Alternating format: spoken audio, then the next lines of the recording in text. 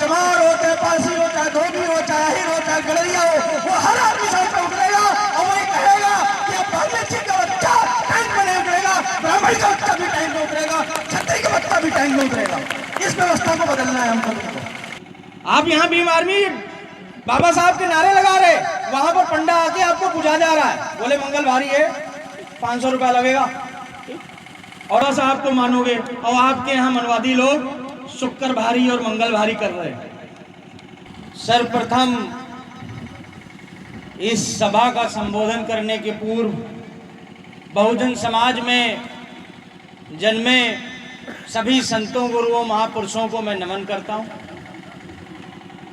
इससे पहले मैं अपनी बात रखूं, मेरी एक इच्छा है, क्योंकि ये प्रदेश स्तर का कार्यक्रम है, और जब प्रदेश स्तर का कार्यक्रम होता है तो जाहिर सी बात है पूरे प्रदेश के लोग उस कार्यक्रम को देखते हैं। आप अच्छी खासी सभा में हैं, हमारी माताएं बहनें भी संख्या में मौजूद हैं, हमारे नौजवान साथी और बुजुर्ग लोग, सभी लोगों की इसमें भागीदारी है। लेकिन मेरे हिसाब से थोड़ा सिस्टम कुर्सियों का इधर उधर है, जिस वजह से ये सभा जिस हिसाब से दिखनी चाहिए वो दिखाई नहीं दे रही, क्योंकि बड़ी संख्या जो है मंच के साइड में बैठी हुई, और जब ये सामने से जो लोग फोटो खींच रहे हैं वो पूरा सामने खाली। क्या हम ये कुर्सियां इधर कर सकते हैं? और आप सब थोड़ा थोड़ा उधर बढ़ जाओ, उस वाले एंगल में बढ़ो, बैठो, फिर मैं बताता हूँ क्यों मैंने कराया। उधर बढ़ो सब लोग, जिन्हें नीचे लोग बैठे हैं वो उधर बढ़ जाए, और कुर्सियां ये सामने की तरफ आप लगा लो, यहाँ तक पूरा। मीडिया के जो साथी खड़े हैं यहाँ लगा हुआ के माइक, आप मीडिया वाले इधर आ जाओ, बैठो, बैठ जाओ, बस जो जहाँ है वहीं बैठ जाओ।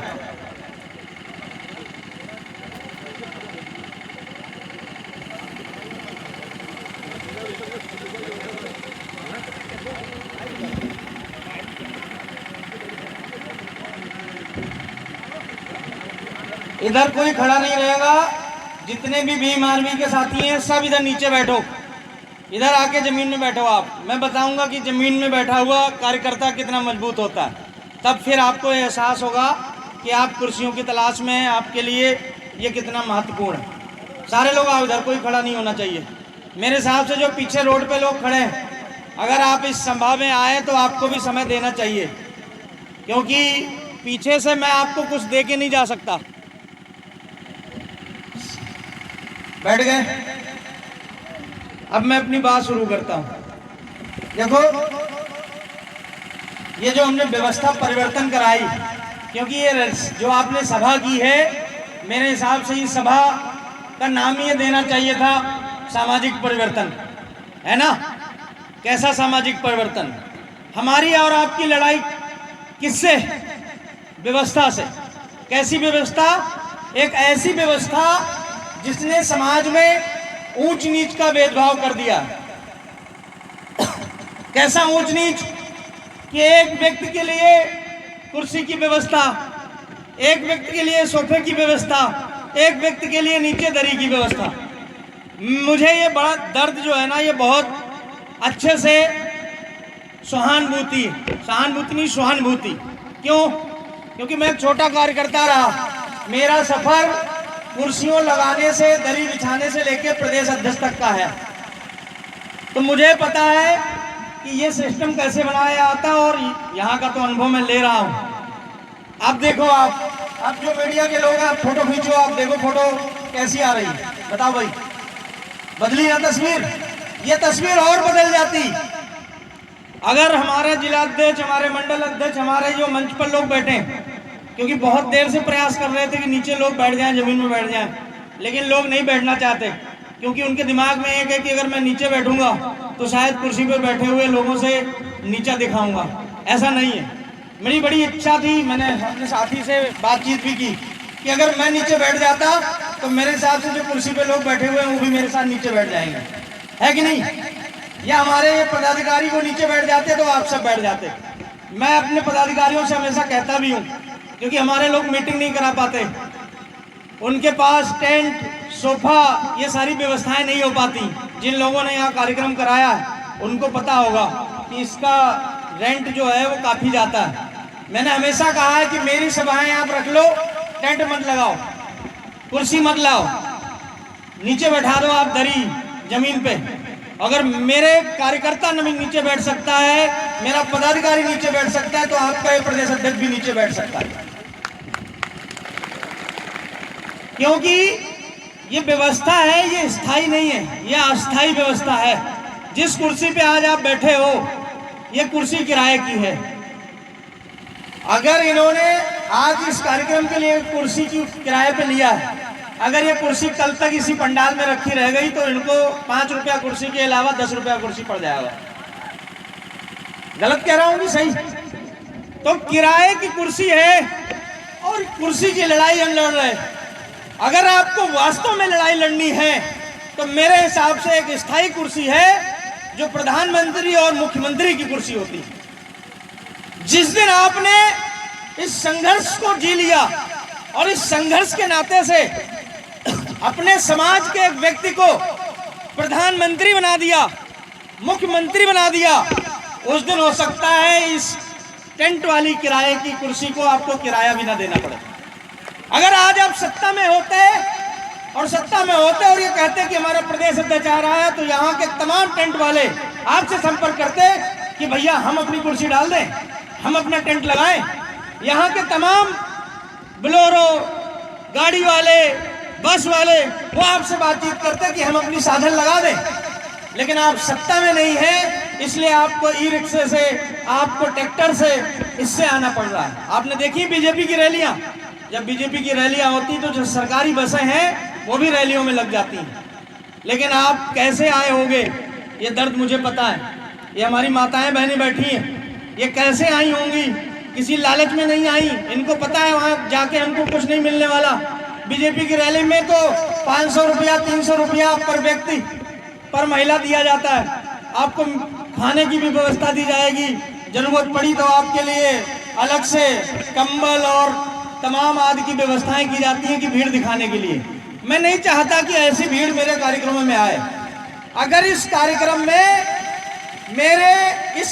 में 50 लोग भी उपस्थित हैं, लेकिन वो 50 लोग ऐसे हैं जिनको कुर्सी का लालच नहीं, जिनको माला का लालच नहीं, जिनको ऊंच नीच का लालच नहीं, तो मेरे हिसाब से सबसे संगठन के अच्छे और सच्चे सिपाही सिर्फ वो लोग। 500 से 50 आदमी भले, लेकिन वो आपके स्थायी व्यक्ति होने चाहिए। अभी जैसे स्वागत मेरा जब शुरू हुआ, बहुत साथी मंच पर चढ़ना चाहते थे, मैंने रोक दिया। मैंने कहा चलो जो मेरे पदाधिकारी हैं वो तो आके मेरे माला डाल लेंगे, लेकिन जो ये माताएं बहनें आई हैं दूर दूर से, जो आप सभी लोग आए हैं, क्योंकि आप इतना परिचित नहीं है किसी पदाधिकारियों से, तो आप यहाँ मंच तक नहीं पहुँचेंगे। लेकिन कहीं ना कहीं आपके अंदर भावना आएगी, काश हम भी प्रदेश अध्यक्ष जी के माला डाल लेते, काश हम भी हाथ मिला लेते। इसलिए हमने अपने कार्यकर्ताओं को रोक दिया कि नहीं, हम जिस चीज की हमारी लड़ाई है, हम व्यवस्था परिवर्तन चाहते हैं। हमारी लड़ाई किससे? हम क्या कहते हैं, किसी एक जाति से, किसी एक समूह से हमारी और तुम्हारी लड़ाई सिर्फ इस बात की है कि उन्होंने हमारे अंदर ऊंच नीच का व्यवहार पैदा किया, और हम तुम क्या कर रहे हैं? हम तुम भी वही कर रहे हैं। अगर हम भी तुम वही करेंगे तो हमारे तुम्हारे आपस में झगड़ा होगी।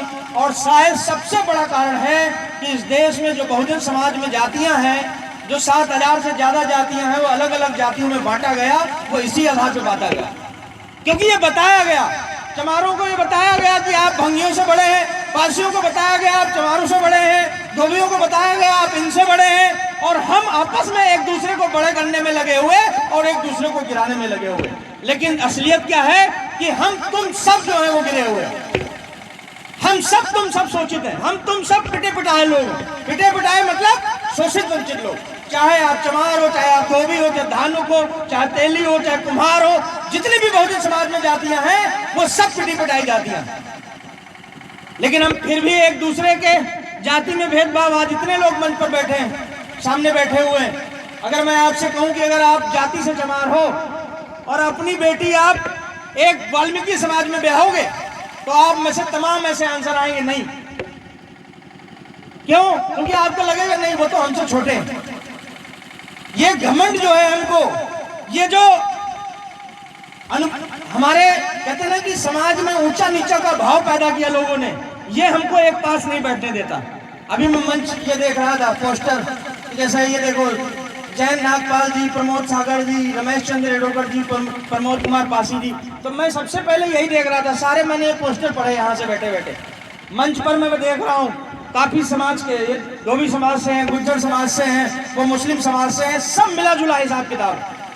लेकिन जब हम एक साथ सारे समाज के लोग एक साथ बैठ सकते हैं तो मेरे हिसाब से एक साथ मिलकर काम भी कर सकते हैं। जब तक आप 7,000 जातियों में बटे रहोगे आप लड़ाई में कभी नहीं जीत सकते। और जिस दिन इन 7,000 जातियों का एक समूह बन गया, एससी, ओबीसी, माइनॉरिटीज के लोग एक मंच पर, एक बैनर के तले, एक पंडाल के नीचे आ गए, मेरे हिसाब से इतिहास बदलने में सिर्फ 1 हफ्ता लगेगा, सिर्फ 1 हफ्ता। लेकिन हम बोलेंगे, आप बोलोगे, तमाम नेता और बोलते आए। मानता हूं कि नेता बड़ा जो है वो झूठा होता है, मैं मंचों से कह देता, क्योंकि मैं नेता नहीं, मैं तो संगठन का पदाधिकारी हूँ। और अगर मेरे जुबान से एक चीज निकली तो हम उस अपनी जुबान के लिए मरना भी कबूल करेंगे, लेकिन उस जुबान को झूठा नहीं होने देते। इस बात की सत्यता है पूरी, हम झूठा भी नहीं कहते। अगर आप अभी यहाँ से मंच से मेरा कार्यक्रम खत्म होगा, आप आए, आप बोले कि भैया वो हमारे यहाँ रोड नहीं बनी, हम यहाँ मंच से कह दें कि नहीं जाओ आपकी रोड बन जाएगी। नहीं, हम आपसे बताते हैं कि रोड बनना, कॉलोनी बनना, शौचालय बनना हमारे हाथ में है ही नहीं, हमारे हाथ में ही नहीं, क्योंकि वो सब सत्ता के हाथ में है। लेकिन आप कहोगे कल को अध्यक्ष जी अगर आपकी भी पार्टी, आपके संगठन भी सत्ता में आई तो जो पहले से लोग करते हैं वही आप भी करोगे। तो मैं डरता भी हूं उस चीज से कि कहीं ऐसा ना हो कि जो पहले लोगों ने किया कहीं ऐसा हो कि हम भी वही करने लगे। लेकिन ये कब होता है ये भी बात ध्यान रखो, जब समाज साथ नहीं देता तो नेता जो है वो बिकने पे मंजूर हो जाता है। आज अगर चंद्रशेखर भाई लड़ाई लड़ रहे हैं, अगर समाज साथ नहीं देता तो मेरे हिसाब से वो भी समझौता कर लेते। लेकिन जब समाज ने साथ दिया और एक ऐसी पार्टी जिसको 4 साल हुए हैं, 4 साल में एक सांसद आपने बना दिया और आने वाले समय में इसका उज्जवल भविष्य दिख रहा है, तो मेरे हिसाब से बिकने की जरूरत नहीं। इसीलिए शायद वो बड़े बड़े मंचों से कह पाते हैं कि ऐसा कोई नोट नहीं बना जो चंद्रशेखर आजाद को खरीद सके। हमको और आपको भी आदत डालनी पड़ेगी कि हम बिके ना। और जिस दिन आप नहीं बिके, आपका गुरूर, आपका स्वाभिमान हमेशा समाज में बिकता रहेगा, हमेशा समाज में लोग उसकी बात करेंगे। बड़े बड़े आज आपने महापुरुष बाबा साहब मानवर काशीराम, सीता पासी, संत गाडगे, अब्दुल कलाम, दीनावाला वाल्मीकि जी, हम इनके आज नाम लेते हैं। क्यों नाम लेते हैं? क्योंकि ये वो लोग हैं जो समाज में इन्होंने समझौता नहीं किया, ये बिके नहीं। और शायद आज इसीलिए इनकी किताबें बिक रही हैं, इनके पोस्टर बिक रहे हैं। लेकिन हम तुम, चुनाव आता है, एक साड़ी में, 2 जोड़ी पायल में, 1 जोड़ी पायल में, 1 पौवे में, 500 रुपए में अपने आप को बेच देने का काम कर रहे हैं। जो आप 1 साड़ी में, 1 पौवे में अपने आप को बेचने का काम कर रहे हो, ये आप अपने आप को नहीं, अपने आने वाली पीढ़ी को बेच रहे हैं। कल को जब सवाल जवाब आएगा, आपका बेटा खड़ा होगा और वो इतिहास पढ़ेगा कि इन हुक्मरानों ने हमारे हक अधिकार छीन लिए, हमारे पूर्वजों को खून के आंसू रुलाए, तो आपका बेटा आपसे सवाल करेगा कि जब ऐसी दरिंदगी चल रही थी तो आप क्या कर रहे थे। अगर किसी पड़ोसी ने बता दिया कि तुम्हारा बाप भी तो 1000 रुपए में बिका था, उसने भी तो इन 70 रोड़ी लोगों को बनाया था, तो शायद तुम अपने बेटे से नजर नहीं मिला पाओगे। एक वक्त की रोटी कम खा लेना। देखो मैं बहुत कटु वचन की बात कह के जाऊंगा, आपको हो सकता अच्छी ना लगे। एक वक्त की रोटी कम खा लेना, लेकिन अपने हक अधिकार कभी मत बेचना। आपको लगता होगा कि आपका एक अंगूठा कुछ नहीं बदल सकता, बहुत कुछ बदल सकता है साहब। जिस व्यक्ति को प्रधान हो, जिला पंचायत हो, विधायक हो, जो 1 वोट से हारता है, उसको जाके पूछना 1 वोट का दर्द क्या होता है। 1 वोट का बहुत दर्द होता है उसको। लेकिन हम तुम कहते हैं कि नहीं, हमारे वोट से क्या होगा, हम बिक लेंगे तो हमारे पड़ोसी तो दे रहे। तुम्हारा पड़ोसी भी बिका हुआ है, पीछे वाला भी बिका हुआ है, आगे वाला भी बिका हुआ है, तब तो ये राज कर रहे। नहीं तो 15% लोग तुम्हारे ऊपर राज कर पाते है? संभव ऐसा? हमारे तुम्हारे वोट से बन रहे हैं, हम तुम दे रहे हैं।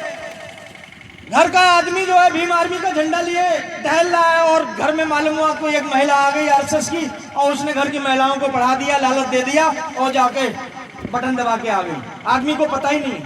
भीम आर्मी का आदमी बाहर आकर वो जय भीम चिल्ला रहा है, अंदर में वहां कुछ और माया चल रही है। क्यों? क्योंकि इसके भी हम और तुम उत्तर दें, इसके भी हम तुम और सारे लोग जो हैं जिम्मेदार हैं। क्योंकि हम जब सभाओं में आते हैं तो हम ये तो उम्मीद करते हैं कि पड़ोस से, दूसरे वाले गांव से ट्रैक्टर में, बोलेरो में महिलाएं लेके चलेंगे, लेकिन हम अपने घर से नहीं लाना चाहते। ये जो लोग आए हैं यहाँ बैठी हैं हमारी माएँ बहनें, ये इस तैयार की गई होंगी, बोले आप मीटिंग में चलना है आपको। दादी बोली ठीक है कोई बात नहीं, खाना तो शाम का खाएंगे, चलो मीटिंग में चलते हैं। लेकिन क्या हम सब जो जितने लोग बैठे हैं यहाँ पुरुष, क्या हम तुम अपने घर की भी महिलाएं यहाँ लेके आए? नहीं। क्यों? क्योंकि हमको तुमको ये है कि हमारी महिलाएं दोनों संघर्ष करेंगी, दूसरे के घर की महिलाएं संघर्ष करें। यही पीड़ा जो है, क्योंकि आप भीम आर्मी का झंडा उठाओगे, आप बाबा साहब को मानोगे और आपके यहाँ मनवादी लोग शुक्र भारी और मंगल भारी कर रहे हैं। आप यहाँ भीम आर्मी बाबा साहब के नारे लगा रहे, वहां पर पंडा आके आपको पूछा जा रहा है, बोले मंगल भारी है 500 रुपया लगेगा, और अपना मंगल तुम वहां उतरवाने में लगे हुए। तो अगर तुम अपने घर की महिलाओं को इन सभाओं में लेके आओगे तो तुम में तो परिवर्तन आएगा, उनमें भी परिवर्तन आएगा। मैं दावे के साथ कह सकता हूँ जो आज ये बहनें और माताएं बैठी हैं, ये कल को जब जाएंगी उनको कुछ नहीं मिलेगा, लेकिन ये जाएंगी अगर इन्होंने ईमानदारी से हमारी बात को समझ लिया तो ये अगली वाली पीढ़ी को समझावेंगी। इसमें से बहुत सारी ऐसी माएँ बैठी होंगी जो शायद पढ़ी लिखी ना हो, तो इनको संविधान के बारे में आप यहाँ से बताओगे नहीं पता चलेगा। हम कहेंगे संविधान पढ़ लो, संविधान की रक्षा कौन करेगा? तुम बोलोगे हम करेंगे हम करेंगे। अरे है क्या संविधान में? ये कौन जानेगा? जब तुम यही नहीं जान पाए तो रक्षा क्या करोगे? तुम में से कितने लोग ऐसे बैठे हैं बताओ, आर्टिकल 17 में क्या लिखा है? हाँ तेज बताओ। अस्पष्टता का एक लड़का 21 में, अनुच्छेद 21 में क्या लिखा हुआ? ठीक, हम समझ गए, तुमने पढ़ा। अब तुम समझो कि हम रक्षा किसकी कर रहे हैं? संविधान की। हम अपने बेटे की रक्षा कर रहे हैं। हम कह रहे हमारे बेटे को जो हाथ लगाया गर्दन काट दी जाएगी। अरे बेटा किसका है ये तो पता होना चाहिए, बेटे का नाम क्या है ये तो पता होना चाहिए। कौन जानेगा? आप कह रहे प्रशासन के लोग बैठे हुए हैं, आप जा रहे भीड़ में, संविधान आगे लेके आए, संविधान पे अगर आया तुम्हारी वर्दी उतर जाएगी। अगर पुलिस वाले ने तुमसे पूछ लिया कि पहले पन्ने पे लिखा क्या है ये बताओ, दे पाओगे जवाब? अब तुम कहोगे, एक महिलाएं कह देंगी हम तो साथ पढ़े लिखे नहीं। अरे आप नहीं पढ़े, आपका बेटा पढ़ा है, आपकी बेटी पढ़ी है। जब आप रामायण और महाभारत पढ़ सकती है, दूसरे के मुख से सुन सकती है, तो अपनी बेटी को लगाओ कि बेटी तुम्हारी संविधान पढ़ेगी और तुम सुनो। और अगर तुमने संविधान सुन लिया होता, तुमने संविधान के 10, 20, 50 अनुच्छेद जान लिए होते, तो तुम जब जाते हो छोटे मोटे केसों में पुलिस तुमको प्रताड़ित करती है और तुमको एक फोन करके थाने में बुलाती है कि थाने आओ, तो तुम उससे सवाल पूछते कि हमारी FIR दर्ज हुई है क्या?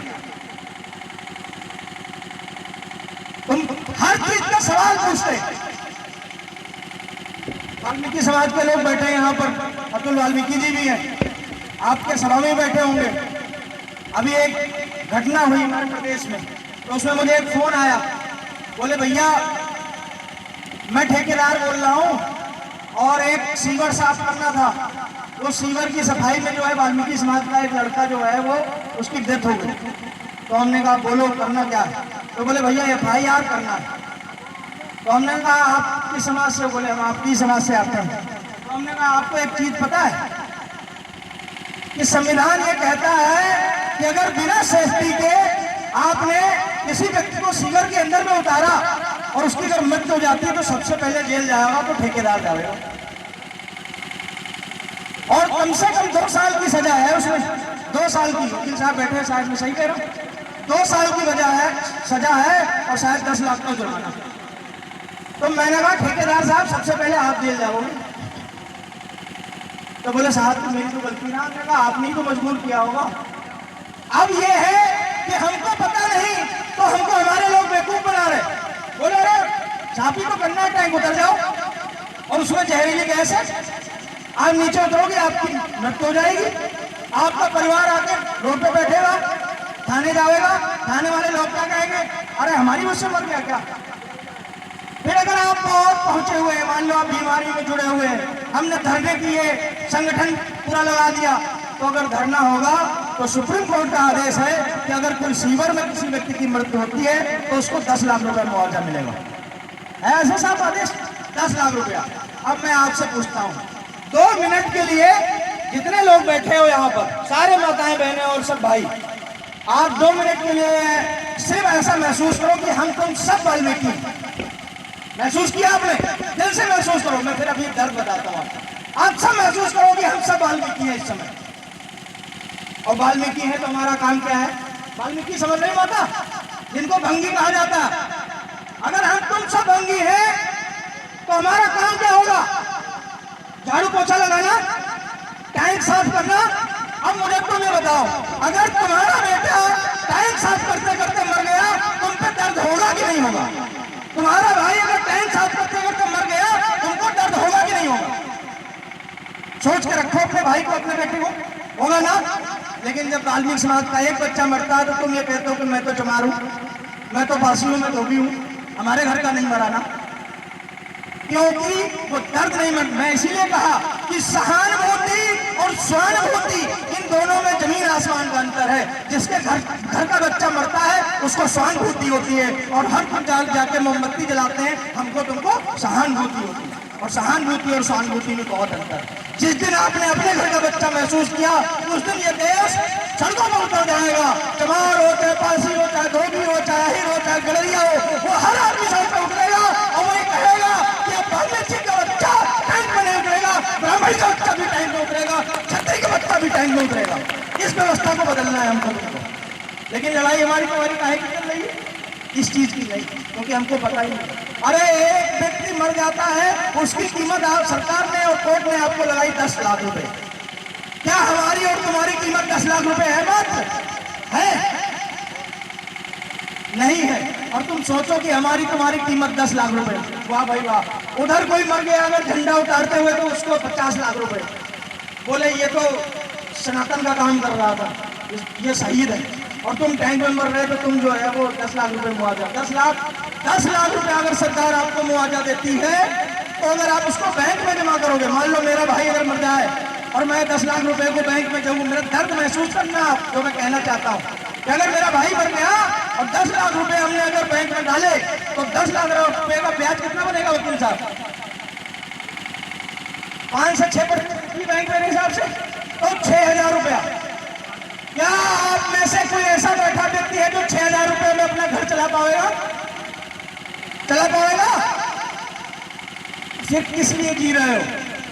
किस लिए आप खुश हो कि आपने अच्छा कुर्ता पहन लिए, आपने अच्छी गाड़ी खरीद ली, आपने अच्छा घर बना लिया तो आप ठीक हो? नहीं साहब, गलतफहमी में आप जाओगे तो आपको पता नहीं कि आपका लड़का जुआ खेलेगा कि शराब पिएगा।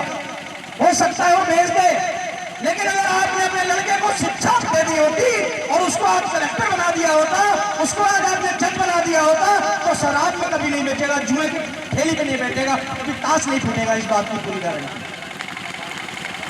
और जब मैं शिक्षा की बात करता हूं तो सबसे पहले हमारे लोग क्या कहते हैं कि साहब पैसा नहीं है। मैं आपके सामने बताऊं, मैं डॉक्टरेट हूं, PhD, इस देश में सर्वोच्च डिग्री में से गिनी जाती है PhD। और मेरे पापा तो बहुत ही सामान्य व्यक्ति। मैंने आज मजाक में अपने साथियों से भी कहा, मेरे आगे 3-4 स्कॉर्पियो चल रही थी, तो मैंने मजाक में कहा कि खेत भी नहीं मैं भी खेत बेच के स्कॉर्पियो ले लेता। तो हमारे पास 3 से 4 बीघा खेत, लेकिन हमारे पिताजी ने हमको PhD करा दी। आप कह रहे हो कि आपका बच्चा पढ़ नहीं सकता क्योंकि आपके पास भी पैसे नहीं है। गलत फहमी में, क्योंकि आपको वो चीज बताई नहीं गई। आपको ये बताया नहीं गया कि सरकार जो है वो स्कॉलरशिप की व्यवस्था कर रखी है आपके नीचे से लगा के ऊपर तक का। अगर आपका बच्चा जन्म लेता है और आप किसी भी क्षेत्र में हैं, उस क्षेत्र में जो टॉप क्लास का स्कूल हो, अगर आप सरकार से जो है मांग करते हो कि मेरा बच्चा इस स्कूल में पढ़ना चाहिए, तो उसके लिए भी सरकार ने व्यवस्था बना के रखी है कि आपके बच्चे को निःशुल्क जो है शिक्षा दी जाएगी। मैं बात करता हूँ चलो 12वीं तक तो सब पढ़ा लेते हैं। अब सबसे बड़ी समस्या आती है कि जब आप BSc BTech MTech MBBS कराने के लिए जाते हो, आप कहोगे साहब ये तो हो जाएगा इंटर, लेकिन वो कैसे करावेंगे? उसके लिए और तगड़ी व्यवस्था है।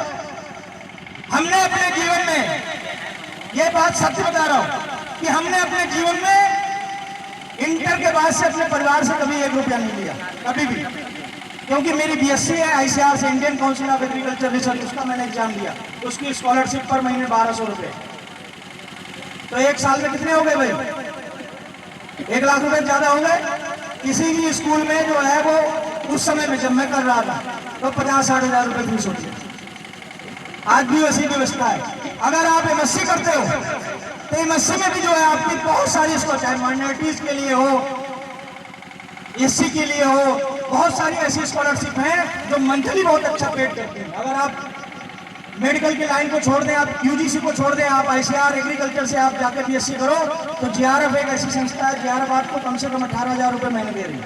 SRF जो है आपको 35,000 दे रही है। अगर आप UGC करते हो तो UGC आपने अगर नेट क्वालिफाइड कर लिया तो आपको 40-43,000 रुपये महीने मिल रहा है। मैं आपके सामने खड़ा हूँ, मुझे 32,000 रुपये महीने मिलते थे।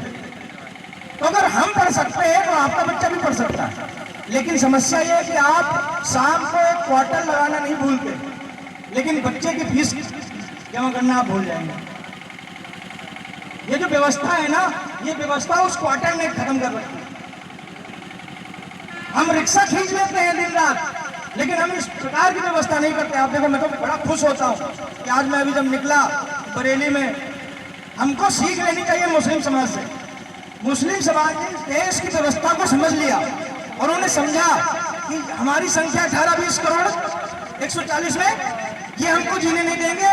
हो सकता है शिक्षा के लिए जाए तो स्कूल में हमारे साथ भेदभाव हो, तो उन्होंने अपने आप को व्यवसाय में ले आए। और जब व्यवसाय में ले आए, आप जाओ चौराहे पर, आपको ईंट मोरंग और छोटे से लेकर बड़े बड़े तक आपको दुकानें जो है मुस्लिम समाज की मिल जाएंगी। लेकिन हमारे लोग बोले अगर एक दुकान खोल लो फंटी की और वो ये छत में, बोले अरे तुमको भाई तुम्हारा इतना कमजोर लग रहा है कि वहाँ गिट्टी मोरंग बेचेगा, क्योंकि तुम्हारा ईगो है उसमें, भूखे मर जाओगे। अब मुझे अतुल भाई भी बताने लगे, बोले कि हमारे समाज के लोग जो है शादियों में जाते तो कर्जे पे पैसा लेके तब नया कपड़ा पहन के जाएंगे, लेकिन जो मिशनरी लोग होते हैं वो कपड़े में उनके भले दाग हो, लेकिन उनके घर में IS-PSS बैठा होगा। जाना तो इतिहास पढ़ना मारवाड़ियों का, राजस्थान में सुना हो मारवाड़ी ऐसे क्षेत्र में रहते थे जहाँ रेगिस्तान था।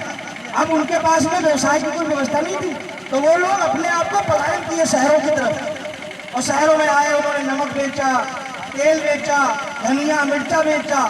इस देश में अगर इस समय सबसे ज्यादा शक्तिशाली बिजनेस में कोई अगर समुदाय है तो मारवाड़ियों का है।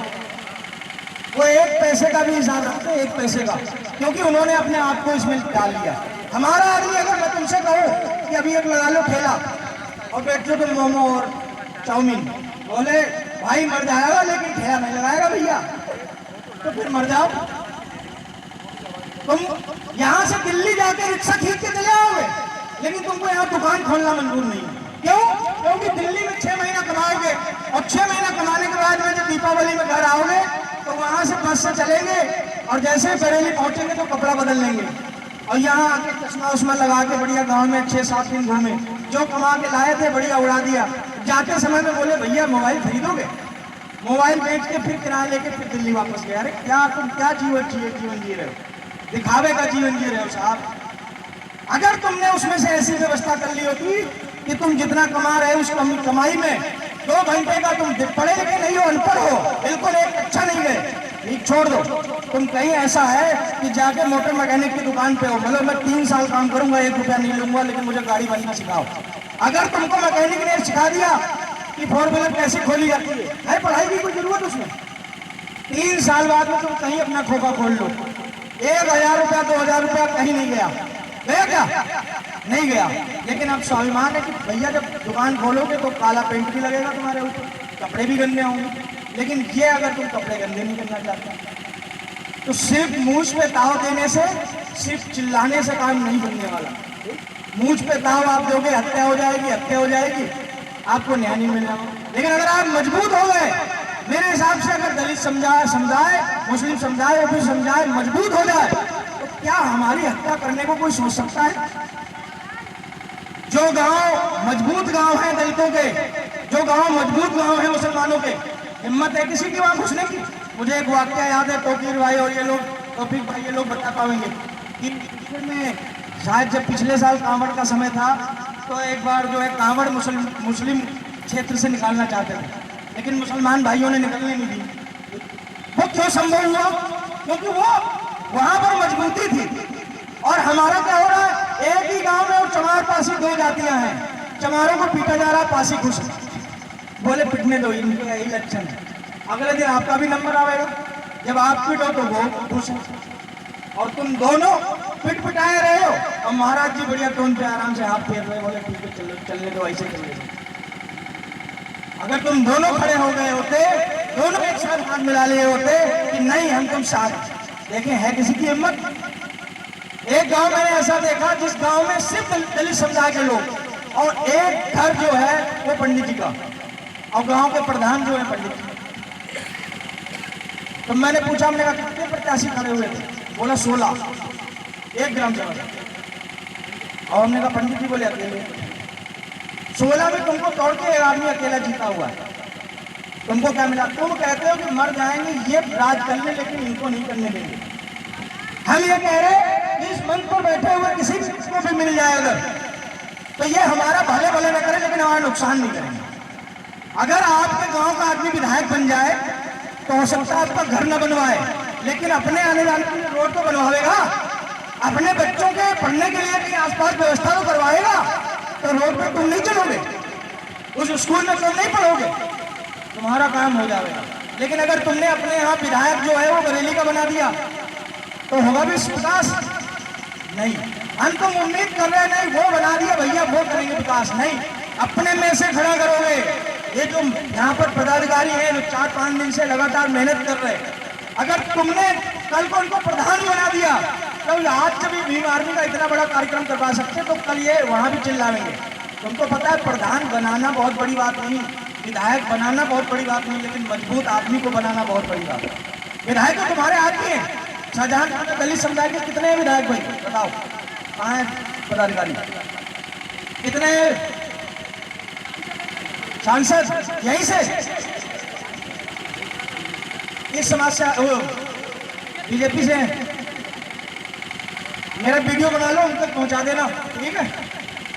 मैं दावे के साथ कह रहा हूं कि हमारे ही समाज से आते होंगे, लेकिन तुम्हारे सर कट जाए, तुम्हारे घर में बहन बेटियों का बलात्कार हो जाए, अगर विधानसभा में और संसद में एक जबान खोलना तो मेरी जबान काट देना। जबान नहीं खोल सकती उनके, क्यों? क्योंकि आपकी जुबान जो है वो दूसरी जगह गिरही रखी हुई।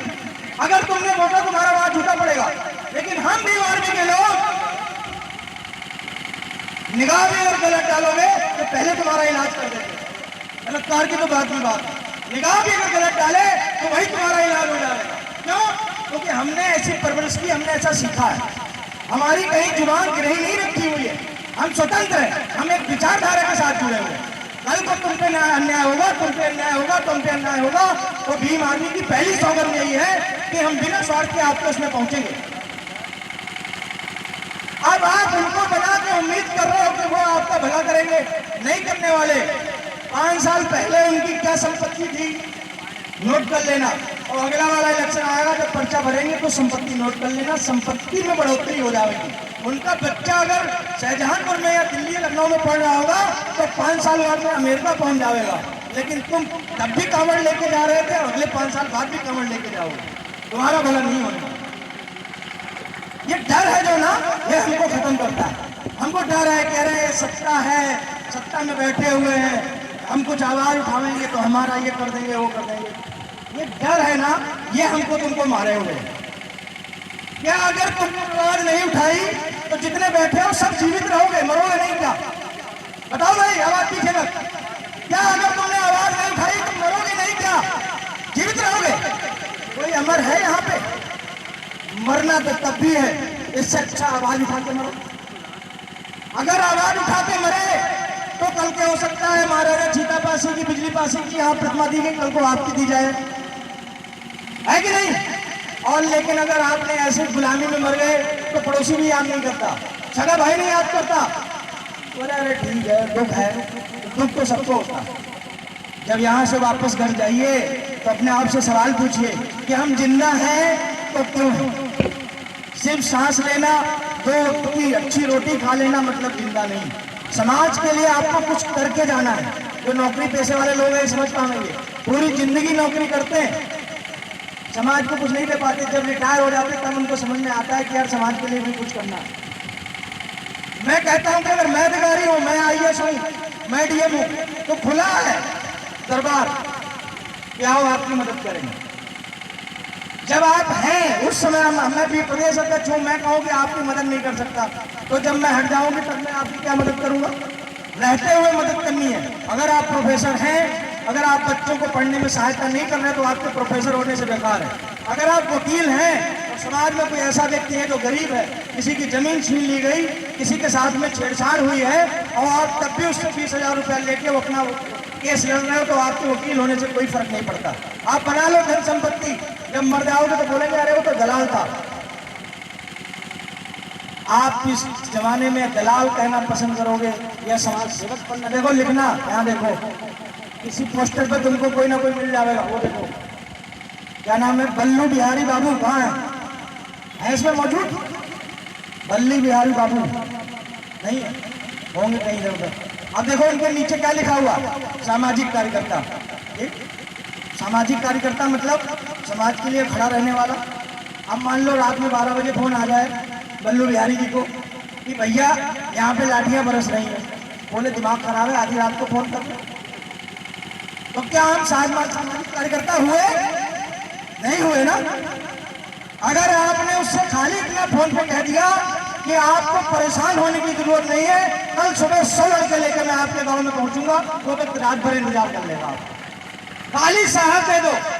अगर मैं आपसे ये कह के यहाँ से भेज दूं कि जाओ तुम सब और तैयार हो जाओ, जाओ फाड़ फेंको उनके घरों की ईंटों को, दीवारों को, तो तुम सब तोड़ दोगे। कहोगे अरे प्रदेश अध्यक्ष जी ने आह्वान कर दिया, भले हम कल ना आवे, लेकिन ये ताकत है आपको जब आप समाज से कह दोगे कि मैं आपके साथ खड़ा हूं। एक गरीब व्यक्ति के आप पीठ पे हाथ रख के खड़ो कि आप पढ़ाओ अपने बेटे को, फीस अगर नहीं भर पाया तो मैं भर दूंगा, तो वो अपनी रोटी में से काट के अपने बेटे को पढ़ा लेगा, उसको लगेगा नहीं भैया मेरे साथ। लेकिन हम समस्या ये है कि हम वास्तविकता में विस्तार नहीं करते, हम काहे में करते हैं? दिखावे में। नेताजी इलेक्शन के समय में आए, तुम्हारी माता के पैर छू लिए, तुम बोले अरे कागज साहब तुम्हारी माता के पैर छू लिए। माता के पैर छू के उन्होंने तुम्हारे परिवार की 15 वोटें खरीदी, तुम्हारे बेटे को गोदी में उठा लिया, एक फोटो खिंचा लिया, तुम दिखाते फिर रहे, बोले देखो सांसद जी बेटे को गोद में लेके बोल रहे। हम तुम्हारे बेटे को गोद न उठा पावे, हम तुम्हारी माँ के पैर न छू पावे, वो अलग है, क्योंकि हम दिखावे की जिंदगी नहीं जीते। लेकिन अगर आप पे कहीं समस्या आन पड़ी तो अपना सीना आगे कर देंगे, अपना सर आगे कर देंगे, इस बात की पूरी बात है।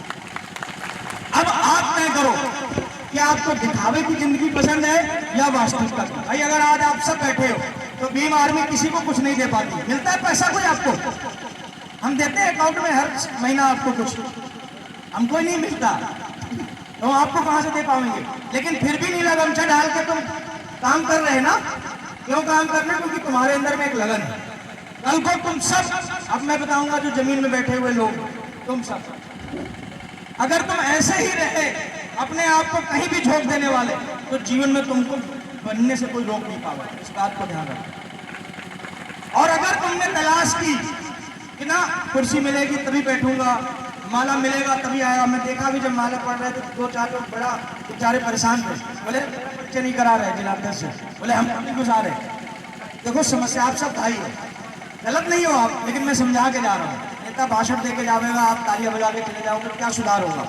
मैं बता रहा हूँ आपको, जब आप इस ओर रहते हो कि प्रदेश अध्यक्ष आवेगा, गले में माला डालूंगा, हाथ मिलाऊंगा, ये आपका प्यार हमारे लिए है। कौन नेता नहीं चाहता कि हमको भी डालो माला? ये प्यार है आपके लिए, हमको पसंद है। लेकिन मुझे चिंता है आपकी कि कहीं ऐसा ना हो कि किसी दिन आप माला डालने में ना पाओ, फिर आप नाराज हो जाओ। अब नाराज आप हो गए अगर, तो समाज का नहीं नुकसान है, संगठन का नुकसान नहीं, आपका नुकसान है। क्योंकि आपने जो 2 साल दिए संगठन को, संगठन तो अभी आपको कुछ दे ही नहीं पाए। कब दे पाओगे संगठन? जब कभी सत्ता में आ पाएगा, तब जब आप नीला गमछा डाल कर चलोगे, तब प्रशासन के लोग आपके पीछे जो है होटल बजाते हुए चलेंगे, आगे आपके लिए रास्ता साफ करते हुए चलेंगे। लेकिन वो वक्त आपने देखा ही नहीं। आप अभी से प्रयास में हो कि भैया अगला विधायकी टिकट दो, अगर तो बीमारी में काम करें। ठीक? तो समस्या इस बात की है कि आप सीधे राज करना चाहते हो, और जिसने संघर्ष नहीं सीखा, देखो हमने व्यवस्था परिवर्तित करवाई, क्यों? क्योंकि हमको अनुभव है कि किधर से फोटो अच्छा आएगा, किधर से लोग बैठे अच्छे नजर आएंगे, क्योंकि हमने नीचे से काम किया। अगर हम पैरासूट से उतरते ना, तो हमारी कुछ और बोलचाल होती, हमारी भाषा कुछ और होती, आते बात करके निकल जाते। मेरा प्यार आपके लिए, ये जो मंच पर बैठे हुए लोग हैं, इनसे ज्यादा है आपके लिए, क्योंकि मुझे पता है कि आप सबने 2-3 दिन से सोए नहीं होंगे। बहुत साथी हमारे जितने भी जा रहे हैं, बहुत सारे लोग पैदल भी चल के यहाँ आए होंगे। तो ये जो सम्मान है आपका, ये आपको आगे ले जाएगा।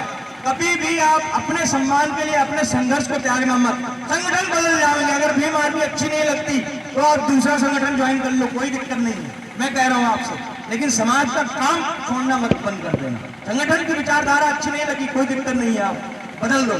व्यक्ति और संगठन के पीछे नहीं, अपनी विचारधारा बिल्कुल पक्की रखो कि मुझे इस देश में जब तक जीना है, हफ्ते में कम से कम 1 दिन अपने समाज के लिए काम करना है। और जब मैं अगर कुछ बन जाऊं तो अपने जीवन में कम से कम 2-4 बच्चों का भला करके चला जाऊं।